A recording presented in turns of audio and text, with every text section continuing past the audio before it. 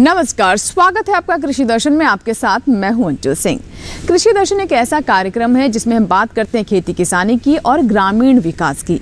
मौजूदा महामारी के इस दौर में भी हमारे किसान लगातार खेतों में मेहनत कर रहे हैं ताकि भोजन हमारे घरों तक पहुंचता रहे।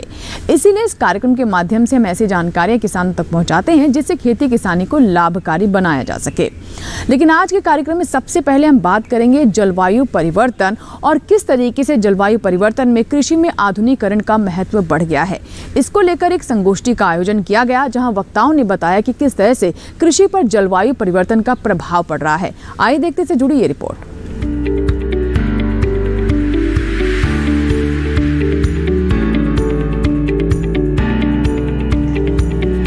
मीडिया एसोसिएशन और आकाशवाणी नई दिल्ली के तत्वाधान में रविवार को सदर चैम्बर ऑफ कॉमर्स बॉम्बे बाजार में पर्यावरण और कृषि विषय पर संगोष्ठी का आयोजन हुआ। इस अवसर पर तरुशक्ति पत्रिका का विमोचन भी किया गया। साथ ही समाज के विभिन्न क्षेत्रों में कार्य करने वाले लोगों को सम्मानित किया गया। आज की डेट में बहुत सारे ऐसे जो संसाधन उपकरण आ चुके हैं जिससे कि हम अपनी खेती को अच्छे ढंग से और अच्छे तरीक़ा से कर सकते हैं और बहुत ही कम समय में बहुत अच्छे तरीक़ा से हम कृषि को और जो फसलें हैं, सब्जियां हैं या और बहुत सी चीज़ें हैं जिन्हें उगाने में सक्षम हो सकते हैं। ऐसे उपकरण हमारे पास हमारे क्षेत्र में भी आ चुके हैं। तो हम युवाओं से यही कहना चाहेंगे कि आप जो अपनी खेती के जो आपके पास कृषि भूमि है उस पर नई नई फसलें उगाएं और अपने बढ़िया से अपना जीवन यापन करें बहुत अच्छे तरीक़ा से। मैंने पर्यावरण के उसमें अभी पिछले 5 जून को गांव में 1000 पेड़ लगवाए। गांव में हमारे यहाँ महाभारत कालीन जमीन पड़ी हुई है उसमें भी लगवाए और खेतों पर ट्यूबवेल पर किसानों को भी वितरित किए। जो खेत पर लगाए हैं किसानों ने, भाइयों ने, मेरे ताऊ चाचाओं ने, वे तो उसका देख रेख स्वयं कर रहे हैं। जो मैंने अपने स्तर से लगवाया उसकी देख रेख मैं स्वयं करता हूँ, जाकर के पानी भी देता हूँ, मनरेगा के मजदूरों से दिलवाता हूँ। आते जाते जब भी जो मेरे से बन पड़ता है उनकी मैं पूरी कोशिश कर रहा हूँ। मेरे सहयोगी हैं, मेरे ताऊ चाचा, मेरे भाई मेरे साथ आ रहे, मेरा पूरा सहयोग करते हैं, मिलजुल कर लें। गाँव में भारत सरकार द्वारा हर घर जल के तहत टंकी घर घर पानी की व्यवस्था कराई जा रही है। आरओ सार्वजनिक स्थलों पर आरओ भी लगवाए हैं। इस अवसर पर मुख्य अतिथि सांसद राजेंद्र अग्रवाल ने जलवायु परिवर्तन और पर्यावरण पर चिंता जताई और कहा कि जनता को साफ पानी, साफ हवा यानी सुरक्षित पर्यावरण की मांग करते हुए वोट देना चाहिए। वहीं एडीएम सिटी दिवाकर सिंह ने आधुनिक कृषि में इस्तेमाल होने वाले रासायनिक खाद और दवाई के खतरनाक परिणामों से अवगत कराया। इसी तरह से पूर्व एडीएम डीपी श्रीवास्तव ने भी स्वास्थ्य और पर्यावरण को जोड़ते हुए अपने विचार प्रस्तुत किए। वहीं संयुक्त कृषि निदेशक डॉक्टर एएन मिश्रा ने कहा कि बदलते पर्यावरण में खेती प्रभावित हो रही है। तापमान बढ़े या जरूरत से ज्यादा घटे, दोनों स्तर में खेती की पैदावार पर प्रभाव पड़ता है। उन्होंने ओजोन परत पर भी चिंता जताई। तो इस विषय को हम 2 तरीके से देख सकते हैं। पहला विषय ये हो सकता है कि बदलते पर्यावरण से कृषि को क्या फ़ायदा है या क्या नुकसान है। दूसरा विषय हो सकता है कि जो हमारी आधुनिक कृषि है उसका पर्यावरण पर क्या प्रभाव पड़ता है। तो इन दोनों चीज़ों को हम अगर सूक्ष्म में समझने का प्रयास करें तो जो बदलता पर्यावरण है वो खेती के लिए कहीं न कहीं पर नुकसानदायक है। उदाहरण के तौर पर अगर आप देखो कि जो बदलता पर्यावरण है, औद्योगिकीकरण के कारण हमारे तापमान में लगातार वृद्धि हो रही है और लगातार वृद्धि होने से जो हमारी फसलें हैं उन पर इसका विपरीत प्रभाव पड़ेगा। ख़ास तौर से जो हमारी रबी की फसलें हैं उनमें उत्पादन घट जाता है और जो हमारी खरीफ की फसलें हैं उनमें बहुत कम उत्पादन होता है या ना के बराबर ही उत्पादन उसमें रह जाएगा। तो इसलिए तापमान का बहुत बड़ा रोल है इसमें। इसी तरीके से अगर आप देखें तो वर्षा पर भी इसका बहुत बड़ा प्रभाव पड़ता है। वर्षा अब कई तरीके से प्रभावित करने लगी है। वर्षा का अधिक होना, वर्षा का अत्यधिक होने से हमारी फसलों पर बहुत विपरीत प्रभाव पड़ता है। खासतौर से अगर अभी आप देखें, अभी हमारी धान की फसल थी और लास्ट में अचानक काफ़ी तेज़ बारिश होने की वजह से उसमें काफ़ी नुकसान हुआ किसानों का। तो इसी तरीके से कभी कभी जब हमारी ऐसी फसलें जब तैयार होने की अवस्थाओं में होती हैं तो अतिवृष्टि होने से बड़ा नुकसान हो जाता। तो वर्षा भी हमारी कई तरीक़ों से प्रभावित करती है। उसी तरीके से वर्षा का तरीके में भी बहुत बड़ा प्रभाव पड़ता है हमारे पर खेती के ऊपर। तो ये सब विषय ऐसे हैं जिससे आप देख सकते हैं कि हमारी फसल को भी इसका प्रभाव पड़ता है। ख़ास तौर से अगर आप देखें, वैज्ञानिकों ने ये देखा है कि अगर हमारा जो औसत तापमान पृथ्वी का है वो 0.7 डिग्री सेल्सियस तक बढ़ गया है जब से हम लोगों ने खेती शुरू की तब से लेकर के अब। तो इस तरीके से अगर औसत तापमान में वृद्धि होगी तो उसका बहुत बड़ा नुकसान होगा। उनका बढ़ावा दे रहे हैं, फर्टिलाइज़र की जगह बायो फर्टिलाइज़र को ला रहे हैं, पेस्टिसाइड की जगह बायो पेस्टिसाइड को ला रहे हैं। जहाँ तक यूरिया की बात है, ज़्यादातर हम लोग नत्रजन किसान हमारे भाई प्रयोग करते हैं, वहाँ पर नैनो यूरिया का प्रयोग करने की बात हो रही है। अभी शायद आगे आने वाले समय में हम लोग नैनो DAP की भी बात करने लगे। तो कहने का तात्पर्य ये है कि सरकार उसमें प्रयासरत है, किसान भी इसमें आगे आ रहे हैं। अभी आपने देखा प्राकृतिक खेती के बारे में माननीय प्रधानमंत्री जी ने किसानों का आह्वान किया था कि आप इसको देखें, समझें। और इसमें अभी एक कार्यशाला गुजरात आनंद में हुई थी और वहाँ से सभी पूरे देशवासियों को देखने का अवसर प्राप्त हुआ कि प्राकृतिक खेती के माध्यम से भी हम अपनी फसलें उगा सकते हैं, जिससे हमारे पर्यावरण को कम नुकसान होगा और हम अपनी उत्पादकता उस स्तर पर या उससे अधिक भी ले जा सकते हैं। कार्यक्रम समापन में मीडिया एसोसिएशन के संस्थापक अध्यक्ष KP सिंह को विनम्र श्रद्धांजलि दी गई।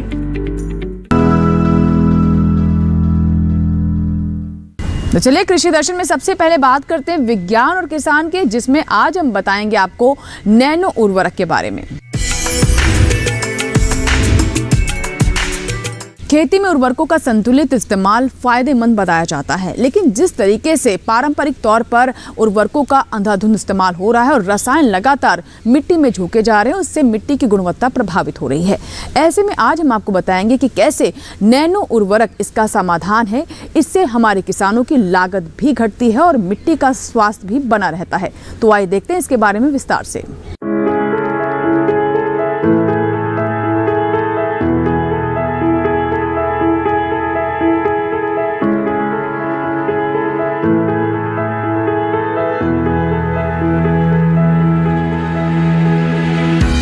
नैनो उर्वरक पारंपरिक उर्वरक को मिट्टी, कोलाइड्स और पौधों के भागों से निकाले गए नैनो कण होते हैं, जो उर्वरकों के साथ क्रिया करके पौधों को पोषक तत्वों के बेहतर और प्रभावी अवशोषण के लायक बनाते हैं। आकार में बहुत छोटे होने की वजह से पोषक तत्वों को बहुत धीरे धीरे मुक्त करते हैं।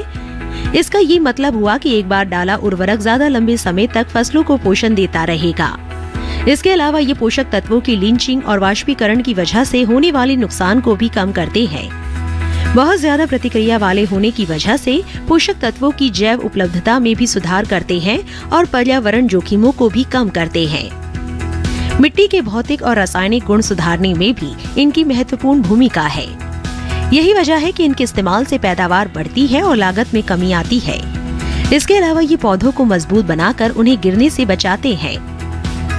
कुछ दिन पहले इफ्को ने दुनिया का पहला नैनो उर्वरक लॉन्च किया था, जिसकी मांग बढ़ने लगी है। भारत में खपत होने वाले कुल नाइट्रोजन उर्वरकों में 82% हिस्सा यूरिया का है। पिछले कुछ साल में इसकी खपत में बहुत ज्यादा बढ़ोतरी हुई है। दूसरी ओर फसलें यूरिया का 30 से 50% नाइट्रोजन ही उपयोग कर पाती है, बाकी नाइट्रोजन बेकार चला जाता है। इसका मतलब ये हुआ कि यूरिया का जरूरत से ज्यादा इस्तेमाल हो रहा है। इस अंधाधुंध उपयोग से नाइट्रस ऑक्साइड नाम की ग्रीन हाउस गैस बनती है, जिससे ग्लोबल वार्मिंग में बढ़ोतरी हो रही है। नैनो यूरिया तरल पर्यावरण हितैषी उच्च पोषक तत्व उपयोग क्षमता वाला एक अनोखा उर्वरक है, जो लंबे समय में प्रदूषण और ग्लोबल वार्मिंग कम करने की दिशा में एक टिकाऊ समाधान हो सकता है।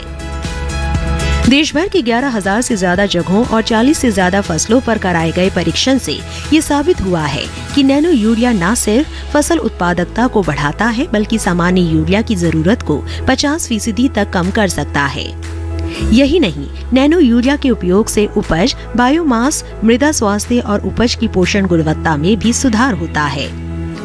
सरकार 2023 तक 32 करोड़ बोतल नैनो यूरिया तैयार करने का इरादा रखती है, जो 1 करोड़ 37 लाख टन यूरिया की जगह लेगा। कमाल की बात तो ये है कि नैनो यूरिया की 500 मिलीलीटर की बोतल पारंपरिक यूरिया के एक बैग के बराबर काम करती है।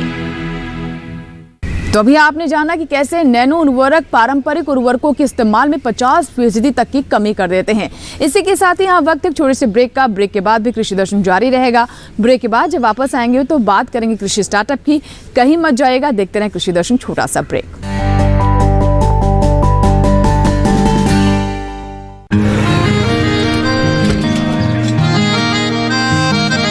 क्या बात है भाई, आजकल तो काफी खुश नजर आ रहे हो।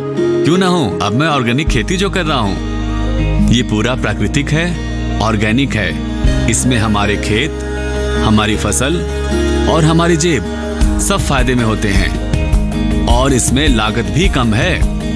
जी हाँ, आप भी ऑर्गेनिक खाद का प्रयोग करें, अपनी फसल और मिट्टी को तंदुरुस्त बनाएं और आपकी आमदनी में इजाफा करें। अधिक जानकारी के लिए किसान call centre toll free number 1800-180-1551 पर कॉल करें और लॉग ऑन करें kisan.gov.in और farmer.gov.in। कृषि और किसान कल्याण मंत्रालय द्वारा किसान हित में जारी।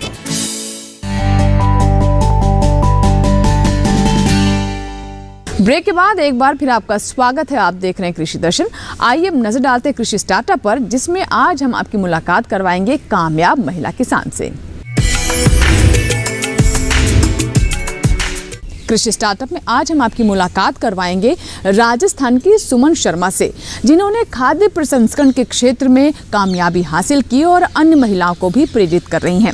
आपको बता दें कि आज के समय में सोयाबीन की काफ़ी मांग बढ़ गई है, क्योंकि स्वास्थ्य के लिए बहुत अच्छा है और साथ ही प्रोटीन से भरपूर है। तो किस तरीके से सोयाबीन का इन्होंने प्रसंस्करण किया और तमाम तरह के उत्पाद बाजार तक पहुंचाए, आइए जानते हैं।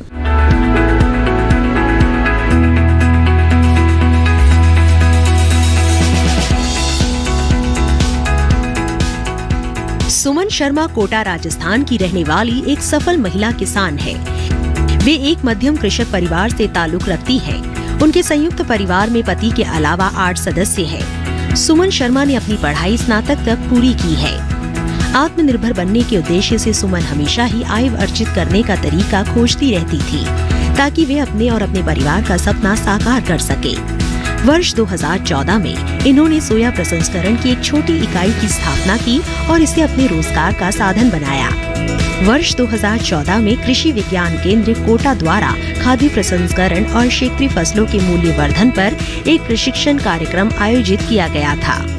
तब सुमन शर्मा ने इस 1 महीने के प्रशिक्षण कार्यक्रम में भाग लिया और इस प्रशिक्षण के दौरान इन्होंने प्रसंस्करण तकनीकों, मूल्यवर्धन, पैकेजिंग, विपणन, लेबलिंग, लागत और उत्पादों की गणना करना बड़े ही बारीकी से जाना और सीखा।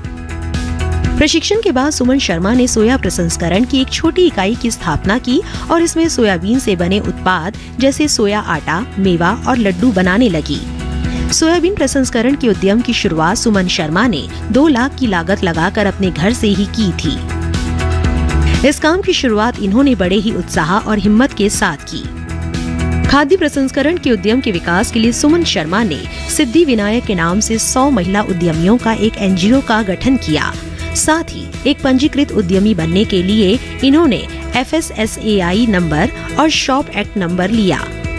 कड़ी मेहनत के बलबूते और सभी प्रकार की सहायता के बाद सुमन शर्मा की अपनी इकाई द्वारा बड़ी संख्या में उत्पाद बना रही है। तैयार उत्पादों को बाजार में बेच और मांग के अनुसार होम डिलीवरी कर सुमन प्रत्येक माह 40,000 आय अर्जित कर पाती है। इनके द्वारा उत्पादों की प्रदर्शनी विभिन्न मेलों में भी की जाती है, जिससे कि इन उत्पादों के बारे में लोगों तक जानकारी मिल सके, ताकि इन उत्पादों के समूह में बिक्री कर वे और भी लाभ कमा सके। सुमन शर्मा ने मास्टर ट्रेनर के रूप में अब तक 75 से अधिक प्रशिक्षण कार्यक्रमों में भाग लिया है और 1000 से भी अधिक महिलाओं को प्रशिक्षित किया है।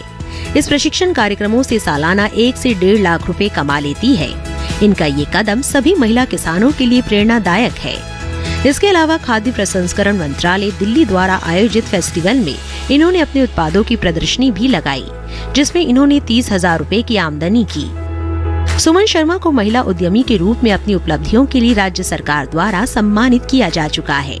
साथ ही सुमन शर्मा की सफलता को जनता के साथ साझा करने के लिए आकाशवाणी कोटा और डीडी किसान चैनल पर आमंत्रित किया जा चुका है, ताकि इनकी सफलता की कहानी सुन और इनकी तरक्की से प्रेरणा लेकर किसान भाई भी अपने लक्ष्य को हासिल करने में सफल हो सके। तो जाना आपने कि कैसे सोयाबीन से सोया मिल्क, सोया पनीर, सोया मावा तक तैयार किया जा सकता है और किस तरीके से इसे बाजार तक पहुंचाकर लाभ कमाया जा सकता है। इसी के साथ ही यहाँ वक्त एक छोटे से ब्रेक का। ब्रेक के बाद जब वापस आएंगे तो कृषि दर्शन में बात करेंगे फार्मिंग इंडिया की। कहीं मत जाएगा, देखते रहे कृषि दर्शन। छोटा सा ब्रेक।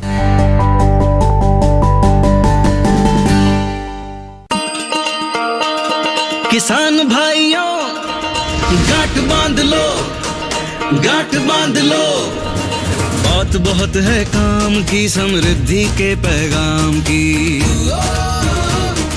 मिट्टी के मिजाज को समझो, मिट्टी के हर राज को समझो, मिट्टी की तुम जांच कराओ, मुफ्त सॉइल हेल्थ कार्ड ले जाओ। कभी मुनासिब बीज लगाओ, सही किस्म की खाद ले आओ, जितनी जरूरी उतनी डालो, सही मात्रा खुद पहचानो, इसको अपना मंत्र बना लो, मिट्टी की सेहत को जानो। बात बहुत है काम की, कम लागत अधिक वरदान की। किसान भाइयों गांठ बांध लो, आज ही मिट्टी की जांच कराएं, राज्य सरकार के कृषि अधिकारी से संपर्क करें और मुफ्त में सॉइल हेल्थ कार्ड पाएं। कृषि और किसान कल्याण मंत्रालय द्वारा किसान हित में जारी। ब्रेक के बाद एक बार फिर आपका स्वागत है। आप देख रहे हैं कृषि दर्शन।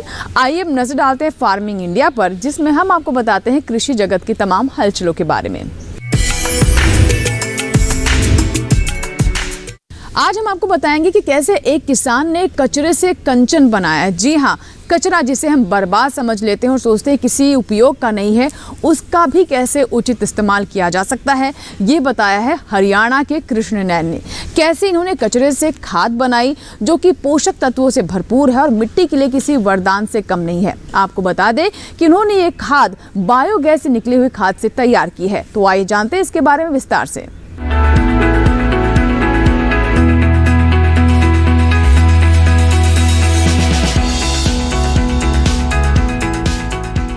कृष्ण नैन के पास बायोगैस प्लांट है, जिससे वो बिजली उत्पादन का काम कर रहे हैं। इस प्लांट के लिए गोबर और फसलों के अवशेषों की जरूरत होती है। इसके अलावा उद्योगों से निकलने वाले कचरे का भी इस्तेमाल किया जाता है। इस पूरी प्रक्रिया में बायोगैस प्लांट से कचरा निकलता है। कृष्ण नैन के सामने इसे ठिकाने लगाने की बड़ी समस्या थी। फिर उनके दिमाग में विचार आया कि क्या इससे भी कोई काम की चीज बन सकती है। इसी विचार को लेकर उन्होंने प्लांट के कचरे का परीक्षण कराया तो पता चला कि इसमें नाइट्रोजन, पोटाश और सल्फर के अलावा एंजाइम और कवकनाशी के अलावा मिट्टी सुधारक भी है। पर समस्या ये थी कि इसे सीधे खेतों में नहीं डाला जा सकता था।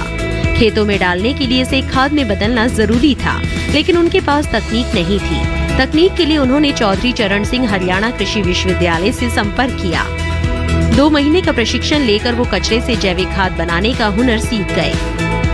मेरे लिए प्रॉब्लम ये थी कि जिस वॉल्यूम में मैं कैटल टंग इसको इनपुट फीड करता था, उसी वॉल्यूम में डेली इसको आउटलेट से भी निकलती थी।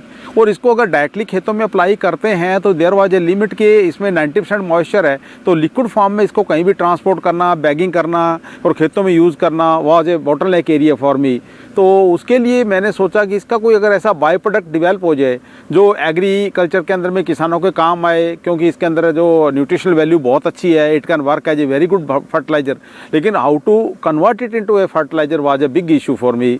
तो I approached Hisar agriculture university HAU में मैं गया। वहाँ पे एक agro business incubation centre ABIC centre है, जो ये लोग मदद करते हैं। कोई भी प्रोडक्ट आपने डेवलप करना है तो उसमें ये लोग इनपुट्स देते हैं in the form of technical help आपको, या आपको प्रोफेशनल हेल्प कोई भी चाहिए, या उस प्रोडक्ट को डेवलप करने के बाद में मार्केटिंग में, पैकेजिंग में, in all the respects they give 2 months training and they give the total technical know how about your product, how to make it, how to pack it, how to sell it, how to market it.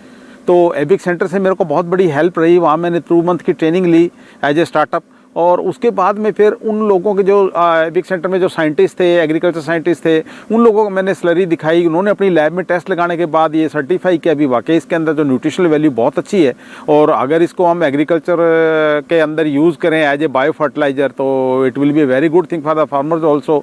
तो उसके लिए फिर मैंने उनसे इसकी formulation के लिए help मांगी, तो उन लोगों ने मेरे को हेल्प किया। और प्लस एक चीज़ और कि यहाँ जो बायोगैस प्लांट के आसपास में एलवीरा की खेती बहुत होती है। 400-500 एकड़ के अंदर में एलवीरा बर्बीडेंसिस बोलते हैं इसका जो टेक्निकल नेम, एलवीरा की खेती है। यहाँ एक यूनिट लगा हुआ है जहाँ पे वो एलवीरा के प्रोडक्ट्स बनाते हैं, और प्रोडक्ट बनाने के बाद में एलवीरा का जूस निकालने के बाद में जो वेस्ट पत्तियाँ बचती है, तो वो वेस्ट पत्तियों को जो HAU के साइंटिस्ट ने मेरे को गाइड किया कि इसका अगर पेस्ट बना के और कैटल डंग के साथ में ब्लेंडिंग की जाए इन ए सर्टन रेशो, तो आपके बायो फर्टिलाइजर की जो न्यूट्रिशनल वैल्यू है, face value many time increase हो सकती है।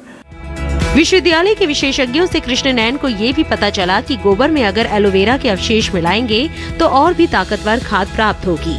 कृष्ण नैन ने ऐसा ही किया और जांच के लिए खाद को पूसा सहित कई प्रयोगशालाओं में भेजा। हर जगह से अच्छे नतीजे सामने आने के बाद इन्होंने जैविक खाद बनाना शुरू किया। हरियाणा कृषि विश्वविद्यालय के कृषि व्यवसाय उष्मायन केंद्र ने इनका अनुबंध नामचीन कंपनियों से कराया और मार्केटिंग करना भी सिखाया।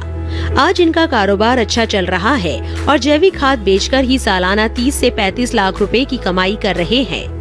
तो ये कितना बढ़िया बायो प्रोडक्ट बन के आया कि ये उतना ही प्रॉफिट शेयर में हेल्प हमारी कर रहा है, इतना ही प्रॉफिट दे रहा है जितना कि हमें गैस प्रोडक्शन का मेन हमारा जो प्रोडक्ट है उसके बराबर ही ये जो है प्रोडक्शन इसकी, और इससे जो हमें रेवेन्यू जो आ रहा है, जो कई लोगों को इसके अंदर नौकरियां भी मिली। जैसे फील्ड में लोग काम करते हैं, बैगिंग के लिए हमें बंदों की ज़रूरत है, इसकी ड्राइंग के लिए ज़रूरत है, मिक्सिंग के लिए ज़रूरत है, इसके एनरिचमेंट के लिए ज़रूरत है, मार्केटिंग के लिए ज़रूरत है। लाइक दैट डायरेक्टली और इनडायरेक्टली एम्प्लॉयमेंट भी जनरेशन हुआ रूरल एरिया के अंदर में, और किसानों के लिए एक ये ऐसी नेमत साबित हुई कि इसके अंदर जो न्यूट्रिएंट्स है दे आर मतलब 100% रेप्लिका है यूरिया और इसका आपका DAP का। अब यूरिया और DAP की जो किल्लत, जो परेशानी, जो और जो खेतों में डालने के बाद में उसके जो साइड इफेक्ट्स, हम लोग इन चीज़ों से बिल्कुल अनभिज्ञ नहीं है, it's a well known fact now. तो ये जो खाद है जब खेतों में डालते हैं तो ये DAP यूरिया को अगर 3 एप्लीकेशन इसकी कर दी जाए at a rate of 200 kg पर एकड़, तो ये हमने ट्रायल करके देखे। इंडायरेक्ट में हमने अपने खेतों में ट्रायल लगाए, प्राइवेट इसके साथ ट्रायल लगाए, HAU में ट्रायल लगाए। तो ये जो ज़मीन के अंदर में NPK की कंसंट्रेशन को बढ़ा देता है, ह्यूमिक एसिड की कंसंट्रेशन से ये जो है एज ए ग्रोथ प्रमोटर काम करता है, और इसके अंदर ऑर्गेनिक कार्बन 30% तक है, जिसकी वजह से ज़मीन की जो सॉइल की फर्टिलिटी है, नेचुरल फर्टिलिटी, वो रिगेन होती है, रिक्लेम होती है। तो इससे आपकी सॉइल की क्वालिटी इंप्रूव होती है। कृष्ण नैन पढ़े लिखे हैं, इन्होंने इंजीनियरिंग में स्नातक किया है। उनका कहना है कि ये खाद मिट्टी की प्राकृतिक उपजाऊ शक्ति लौटाती है और इसका इस्तेमाल करने पर फसलों को कवकनाशी की जरूरत नहीं पड़ती और न ही पोषक तत्वों की। हरियाणा कृषि विश्वविद्यालय का कहना है कि इनके खाद को 15 राज्यों में आजमा कर देखा जाएगा। अगर वहाँ खरा उतरा तो इसे दूसरे देशों में भी प्रोत्साहित किया जाएगा। ये ऑर्गेनिक मैन्योर के नाम से अपना प्रोडक्ट इन्होंने डेवलप किया है। ये हमारे इंक्यूबेशन सेंटर में आए और इनके पास एक आइडिया था, भाई मेरे वेस्ट मटेरियल को मैं कैसे किसानों के फार्म तक पहुंचाऊं और उसका एक सदुपयोग किसान कर पाएं, जिसके तहत हमारे सेंटर ने इनको 2 महीने का प्रशिक्षण दिया और HAU के साइंटिस्ट द्वारा इनको टेक्निकल हेल्प दी गई, कैसे इनके ऑर्गेनिक मैन्योर में ऑर्गेनिक कार्बन की मात्रा बढ़ाई जाए।